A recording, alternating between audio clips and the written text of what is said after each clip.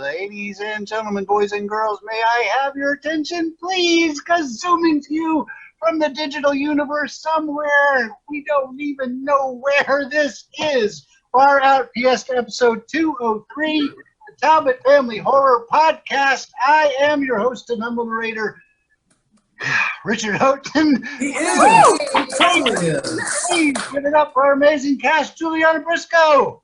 That's me. Kristin Keith. Woo! And Robb Hudspeth. Got a quick question. What is in your trunk right now of your vehicle? And if you don't have a trunk like I have a truck, right? So in the trunk of my vehicle right now, I have a piece of cardboard, I have one sheet, I have a wadded up shirt, I have a broken plastic container that none of them have been touched in probably 6 years. Robb, what do you have in the back of your vehicle? Well, in the very back of I have a hatchback, and there's absolutely nothing back there but my back seat. Let's see, I have about, an empty box. I have the headrest for the back seat sitting in the floorboard. I have an umbrella. I have a pillow. I have a baby doll. I have a box of Kleenex. Aren't we just talking about the trunk? That's boring. Or the whole car? Oh. I don't have anything in the very back of my car. Oh, yeah. So I just went with my back seat. So you're welcome to, divulge. Kristin? Trunk? Yes, trunk. We'll be here all night if I tell everything else, because my car is my trash can. Fair enough. In my trunk, it's a hatchback as well, and it's got clothing items from, it was wardrobe stuff, options for like 20 different films back. I never take clothes back out of the trunk after filming. That's what my truck shirt is also, actually. There you go. What about you, Jules? Okay, Richard, you keep asking me, and the evidence was inconclusive. There's no dead bodies in the back of my trunk. Stop asking. I thought I could get it out of you this time. I know. It's not going to happen. All right. Statute of limitation is 2 years. It's been 10. I'm absolved of any allegations? Something like that. My lawyer tells me this. That's fine. I won't serve the subpoena then. How There you go. that? That limitation's up. I'm good. I'm clear. As always, tonight's podcast is based on a true story. Hey, great news. We've canceled tonight's show? We've hired new writers. You've finally gotten rid of your walking mono? No to all of that, specifically on the walking mono part. I mean, at this point, consider me a mono sprinkler. I was already considering you as such. Yeah, that can't be great news. Mono sprinkler. It's not. I'm not a big fan of that nickname, by the way. So what is the great news? We're reprising one of our award-winning premises. Wait, what awards have we ever won? We sweep the Foffies every year. If those awards even exist, they're bogus. What's the premise? Oh, please don't let it be. The Talbot Family Horror Podcast. Yeah, the Talbot Family Horror Podcast. Yeah, that's the one that's hosted by the monster siblings. Yes. And what award did it win? Honorable mention. Yeah, that seems about right. All right, let's Fiesta. The Talbot Family Horror Podcast. Welcome back to the Talbot Family Horror Podcast, Okra Blossoms. We're glad to have you. Before we dive right into our honorable mention award-winning content, We'd like to tell you, French fried Madam Alexander dolls, a little about ourselves. Don't go there. Why would they care about that? Well, you ever hear of trying to keep the villagers from burning you to death with torches by trying to evoke their empathy? Malformed Cheerio. Fine. Don't have the cow, man. I'll go first. I'm the alpha. More like the alfalfa. Little rascals, burn fist. All right, I was a failed guitarist. No way! Oh, the guitar is the single most vital instrument in the history of music. I was a failed guitarist that sold the top shelf parts of my soul to Diablo in return for 15 tennis balls and becoming the world's greatest guitar musician in the world. You should hear me play Sister Christian. Oh, I have done it so many times to Sister Christian that whenever I hear that song, Biscuit Duster, I look for something to put over the wet spot. No, there's a catch. Every time I play my guitar, I turn into a ravenous werewolf. But guitars are hot, Billy Goat Pudding. Nora's blacking out a bit from the absinthe, but pecan. Would you please carry on, Natalie? I died of injuries sustained in full, not Putin brand neurotoxin. Inside my womb chamber was horse meat and mutton. The trot and bleat. The trot and bleat. Preserved in leper's nutsack, as was our custom. Such a glamorous custom. And nothing but the trot and bleat to sustain me. I had no documented connection with the KGB. And why do you keep bringing it up? Hey, there's another werewolf in that car. Roll down the window. I want to bark at him. Archaeologists found cannabis in a container near my body, which was used to relieve the chronic pain I suffered. Chronic something. Yeah, I was getting jiggy with it. Some a-hole archaeologist disturbed my tomb, and I've been kind of dick since then. Hey, Lloyd, how about you tell us about yourself, eh? There's not much to tell. No dub. I was being polite. As you can see, I'm an 8-foot-tall, hideously ugly creation. No, there's no way you're more than 7 feet 8 inches, Crawdad Dumpling. A hideously ugly, well over 7-foot-tall, hideously ugly creation. With translucent yellow skin. Translucent. Oh. Thank you. Pulled so tight over his body that it barely disguises workings of arteries, muscles underneath. Don't forget my watery, glowing eyes, glowing black hair, black lips, and prominent white teeth. That's what you look like. What's your backstory? How the hell would I know? I'm a reanimated corpse. Wrap us up, Nora. If there's any wrapping up to do, it should be me. Get it? Because I am mummy. Huh? Squirrel! Details are a little sketchy about my background, Praline Sugars, but some say I was executed for committing multiple murders. Yeah, most say that. There are pictures, sworn testimony, files of evidence. These alleged crimes involved about a dozen bodies, drained of their blood. Human blood is delicious. Well, not.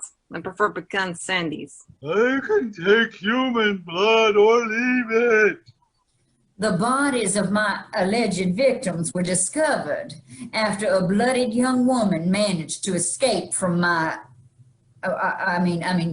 from the killer's apartment. You tracked her and killed her? Of course, I'm a sucking vampire, my little watered up juicy fruits. Tonight, we have content for you. on such topics as horror. Why do I even try? We'll start by showing a clip from one of my favorite. Oh wait, with my ear that itches. I'll scratch it with my foot. Lawrence! Well, we'll start by showing a clip from The Werewolf, one of my favorite werewolf films, followed later in the show with my one-on-one interview with Ruth Reed, one of the stars of the film. So, we'll also be showing a clip from one of my favorite mummy films, Gore of the Mummy, followed later in show with my Hilla Fly the Bomb one-on-one interview with Barack Houghton, one of the stars from the film. Another clip from Frankenstein, 1982. Frankenstein. The Frankenstein estate refused to release the rights for this movie. And a clip from Frankenstein 1982, one of my favorite Frankenstein movies, followed later in the show with my one-on-one interview with Patsy Kelly, one of the stars from the film. We'll also see a clip from my favorite vampire movie, Craving for a Vampire. Not at all scratchy, burlap sack. Later in the show, my one-on-one interview with Chad Jacks, one of the film stars. Lawrence, stop devouring that peasant, eh? Oh, my bad. All right, you're up. I'm always up, if you catch my drift. Gross. The Werewolf is a flick about two scientists who come across a car accident and find an unconscious couple in the wreckage. I am a scientist. I, too, am a scientist. Look at that wreckage. Oh, it's an unconscious couple. Ugh. Let's see if a little jumper cables to the genitalia will wake you up. Hey, I'm up. I am up. Better shock him to be sure. You got it. What about her? Unconscious, like 100% conscious. No shocking is necessary for me, that's for sure. They take him back to the lab and inject him with a serum they have been working on. Let's inject him with a serum we've been working on. I love injecting strangers with experimental serums. It is very fun.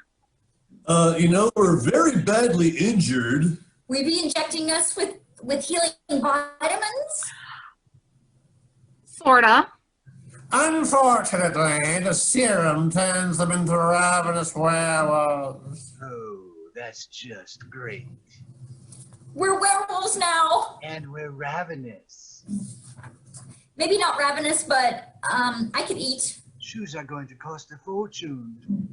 You'd be surprised how fast werewolves go through shoes. Is that the end of... Oh, is that the end of your clip? Mr. Garland. Yes. Fantastic clip from a fantastic movie. Carpenter B. Olax Brings gentle relief. From a line of live, hungry for stool, Carpenter B stool softeners.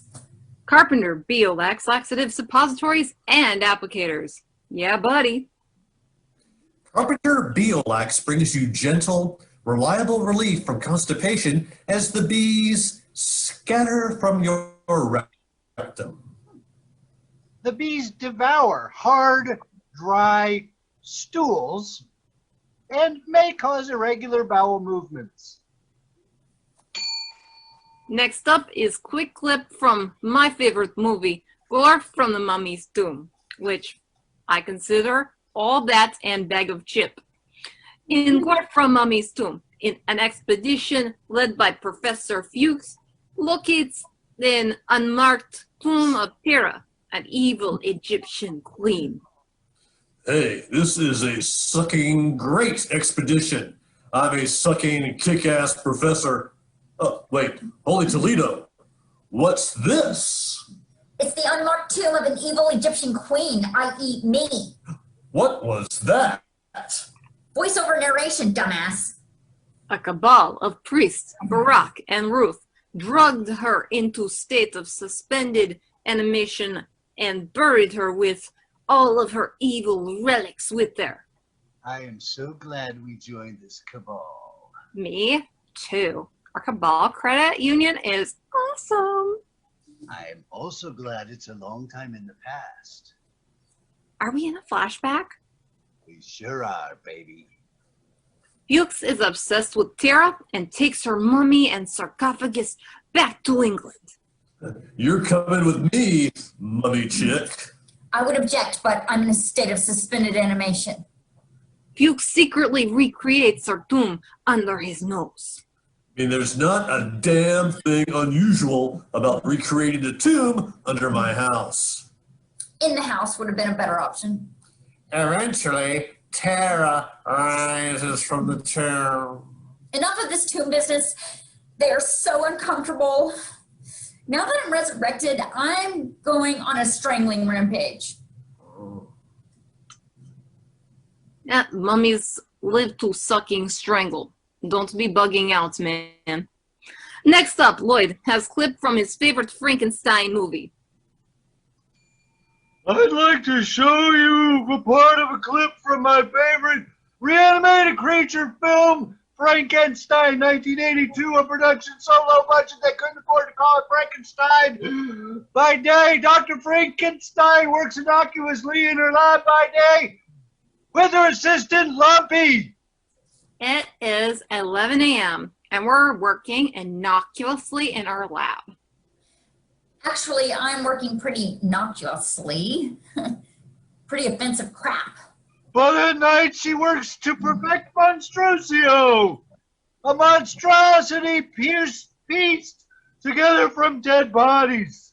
Monstrosio is so glorious. It's missing a hand. Well, take that, guys. But I'm still alive and using it.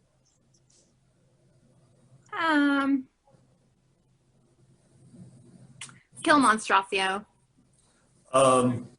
Kill, but not destroy hand. He's a good monster. Yes, he is. Yes, he is. Yes, he is. He's so good.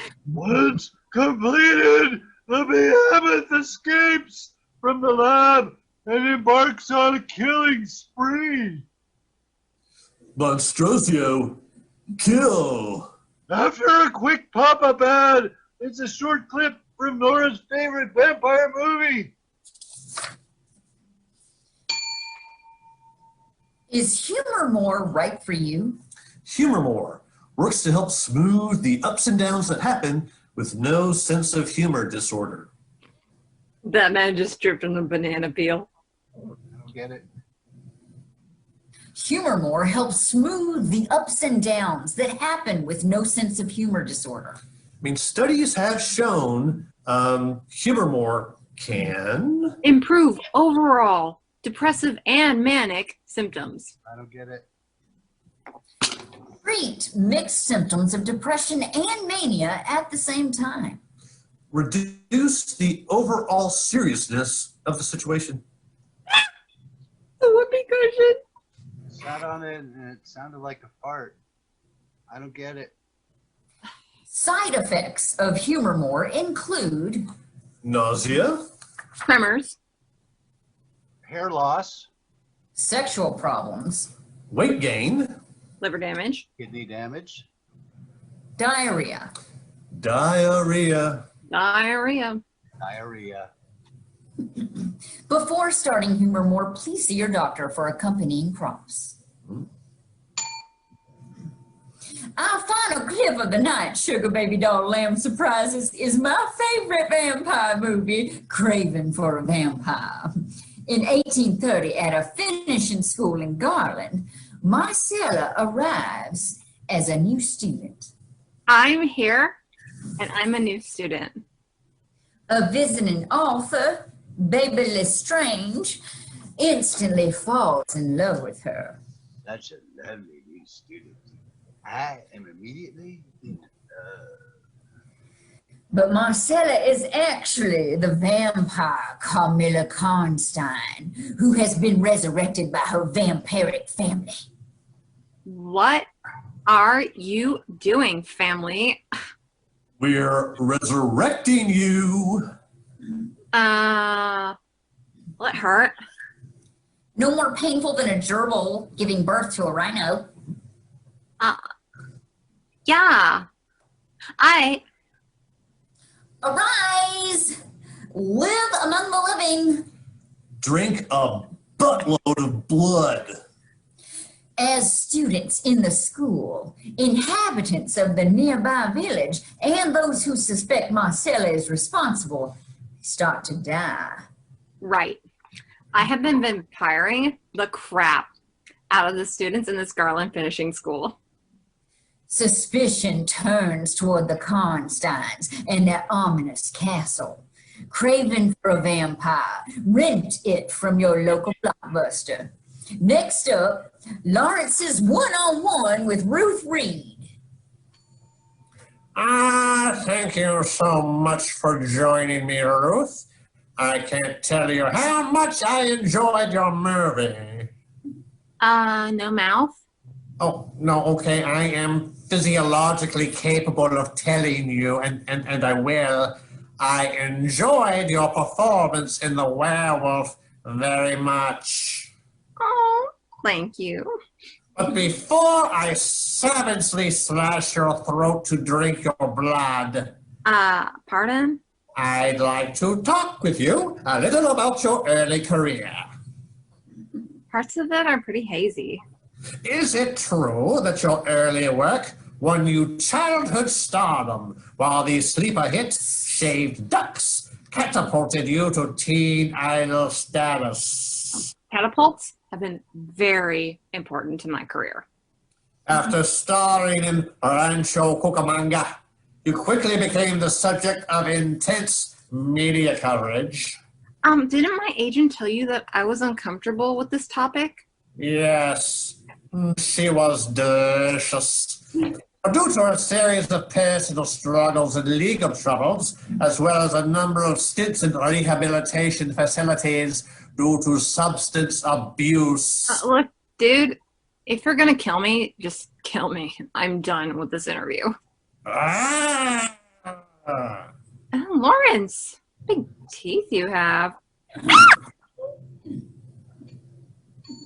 Ex-pests. Tiny domestic mutant infestations require expert solutions to effectively remove and prevent them from returning for sequels. Our tiny domestic magnetos are trained in the latest methods of searching and removing X-pests from your loft. We seal up entry points throughout your shed, including your mouth, if you ask too many questions. X-pest repellents are an effective line of defense against these highly trained Mutant Academy trained pests, and we make sure to use the utmost care when handling these chemicals. Some make them stronger. For mortals who are concerned about tiny mutant control, screw you bitches. My one-on-one interview is with Barak Heston, one of the stars of Gore from the Mummy's Tomb. Thank you so much for joining me, Barak. The pleasure is all yours. And would you mind giving me better direct access to your neck for strangling home slice? Okay, well, is this better? Sure is, thank you. While I enjoy your priest character in Gore from the Mummy's Tomb. My character had a name. What was your character name? Well, I don't remember, but he had one. And thank you for keeping things irrelevant, Scrub. I wanted to hear more about your early career before I strangle you. Pardon? I'd like to hear more about your early career. Well, after the war, What war was that? the war on poverty, Continue. my wife and my second wife and I lived in Hell's Breakfast Nook, where we worked as artist models. Full frontal. The fullest. Yeah, I've heard enough. Do you want to do this easy way or hard way? easy way. Yeah, struggling ways. So much. Next up, it's Lloyd's one-on-one interview with Patsy. I'm still breathing. It's bad form to murder your interviewees. I should warn the others. Too late. Snap neck. Up next on the Talbot Family Horror Podcast, it's my one-on-one interview with Patsy Kelly from Frankenstein 1982. Welcome, Patsy. Great to be here. Would you please stop lifting me up over my head as if you're going to toss me from the roof of a castle? We'll see. I was impressed by your performance as Dr. Frankenstein's assistant, Lumpy. Thank you. But I wanted to talk more about your early career. My life is an open book. I don't understand what that means. How can a life be an open book? My career began at age 4. I made a television commercial for a bathtub doll called Splishworks. Wasn't that the bathtub doll that was projectile vomiting toxin solvents on children before it was recalled? No comment. Okay, after that, I appeared regularly in commercials, making 25 of them before the age of 5. Were all of them for projectile vomiting toys? After that, I started booking episodic TV. What are you doing? Raising my arms in a menacing way, preparing to either strangle you or toss you from something tall. Okay, well, do it quick. If I'm not dying, I really need to pee. Up next, it's Natalie's one-on-one with Chad. Do you monsters just have guests on your show so that you can violently murder them? It's good for the ratings. And what the suck else are monsters going to do with guests? Here comes another pop-up ad. Brenda Clam is a trial attorney in Podcast City with a focus on monster litigation. Ms. Clam has helped monsters protect their rights and interests when they become involved in wrongful death and mutilation lawsuits. The law office of Brenda Clam offers personalized service, limited fire, no mirrors, or anything that would cause undue anxiety to her monster clients. Brenda Clam brings her monster clients peace of mind and pieces of corpses robbed from local graves to assist when dealing with their legal cases. Chad, Dumpling darling, I can't tell you how thrilled I am to have you here. So I won't even try. Chad Jack, ladies and gentlemen. Since when can mommies get sucking herpes from necrophiliac trysts? I am bugging out. Nora, seeing you tonight has been one of my life's greatest pleasures. Oh, yeah, we're speaking about great pleasures, Boston baked beans. I would take great pleasure in drinking your blood.